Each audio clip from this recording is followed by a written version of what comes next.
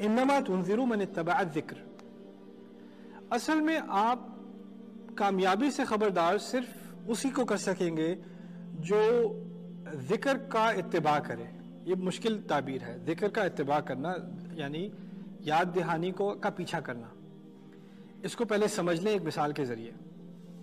آپ اگر کسی آڈینس سے بات کر رہے ہیں، ان کو کسی چیز کی یاد دہانی کرا رہے ہیں، جیسے آپ ان کو حلال حرام کی بات بتا رہے ہیں، یا آپ ان سے والدین سے اچھا سلوک کرنے کی بات کر رہے ہیں، اور وہ آپ کی بات کو سن تو رہا ہے، ابھی عمل نہیں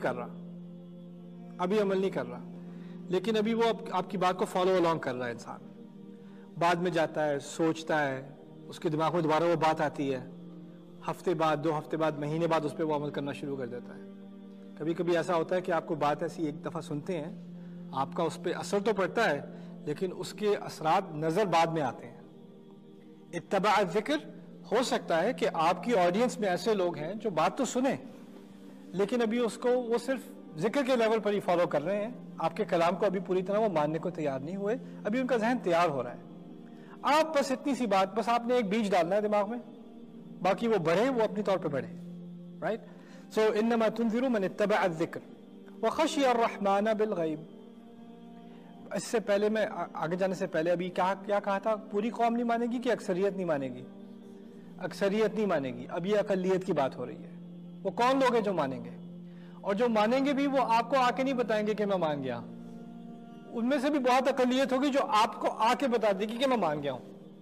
ان میں سے بہت سارے ایسے ہوں گے جو بات مان تو جائیں گے لیکن کھل کر کہنے سے ڈریں گے، ابھی دل میں سوچتے رہیں گے۔ کہا ہے وہ خشی الرحمن بالغیب، وہ الرحمن کا خوف تو رکھتے ہیں لیکن چھپے ہوئے۔ اس کے چھپے ہوئے کے 2 معنی لیے گئے ہیں غیب کے۔ ایک تو الرحمن غیب میں ہے، اور الرحمن کو دیکھے بغیر، خدا کو دیکھے بغیر اس سے خوف رکھتے ہیں، یہ ایک معنی لیا ہے۔ میرے نزدیک اس کا زیادہ یعنی سیاق کے حساب سے زیادہ قریبی معنی یہ ہے کہ وہ لوگ خدا کا خوف تو رکھتے ہیں لیکن کسی سے بظاہر یہ نہیں کہا کہ مسلمان ہو گیا ہوں، ابھی وہ یہ کہنے سے بھی ڈرتے ہیں، ابھی اس بات کا اظہار نہیں کیا انہوں نے۔ اگر انہوں نے اس بات کا اظہار نہیں کیا تو آپ اندازہ کریں نبی جو آ کے خطبہ دے رہا ہے، نبی جو آ کے کلام کر رہا ہے، اس کو تو یہ احساس ہی ہوگا نا کہ کسی نے بات نہیں مانی۔ اب نبی کو سکھایا جا رہا ہے، لگے تو ایسا کہ نہیں مانی انہوں نے بات، کسی نے دھیان نہیں دیا، سب مڑ کر چلے گئے، لیکن آپ اس کی فکر نہ کریں، ان میں سے کوئی نہ کوئی ہوگا جس میں غیب میں، آپ سے بھی غیب میں، اس میں خدا کا خوف پیدا ہو گیا ہے، اس میں ایک بیج آپ نے ڈال دیا ہے۔ اسی لیے یہاں سے یہ بات نکلتی ہے کہ اچھی بات کرنا، اچھی بات کرنے کا مؤثر ہونا، اچھی بات کرنے کا کوئی فائدہ ہونا، وہ ہمارے ذمہ نہیں ہے۔ نہ تو ہمیں یہ کہنا چاہیے کہ میں نے ان سب لوگوں سے بات کی، کوئی فائدہ نہیں ہوا بات کرنے کا۔ آپ کو کیسے پتا کوئی فائدہ نہیں ہوا؟ مجھے لوگ آ کے کہتے ہیں یہ بڑی بڑی کانفرنسز ہم کرتے ہیں، ہزاروں مسلمان وہاں آتے ہیں، بڑی موٹیویشنل قسم کی سپیچ ہوتی ہے، تکبیر کہی جاتی ہے، پھر ہم واپس چلے جاتے ہیں، کسی کو کوئی فرق نہیں پڑتا۔ بھائی آپ نے سب کے دل میں جا کے جھانک کے دیکھا ہے، کسی کو کوئی فرق نہیں پڑا؟ آپ کو کیسے پتا کسی کو کوئی فرق نہیں پڑا؟ آپ کو کیا پتا سال بعد کسی پر فرق پڑا، مہینے بعد کسی پر فرق پڑا، 10 سال بعد کسی پر فرق پڑا؟ پورے انبیاء، اگر آپ نوح علیہ السلام کا سارا کریئر دیکھ لیں، وہ سارا کریئر کیا ہے؟ تقریریں کرنا ہی ہے نا، بات ہی تو کی ہے انہوں نے، اور کیا کیا ہے؟ بات ہی تو سمجھائی ہے۔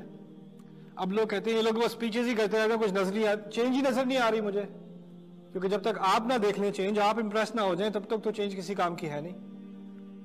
نبی کو کیا سکھایا جا رہا ہے علیہ السلام؟ وخشی الرحمن بالغیب، آپ توقع نہ رکھیں، اس میں خدا کا خوف بھی پیدا ہوگا نا تو وہ غیب میں پیدا ہوگا۔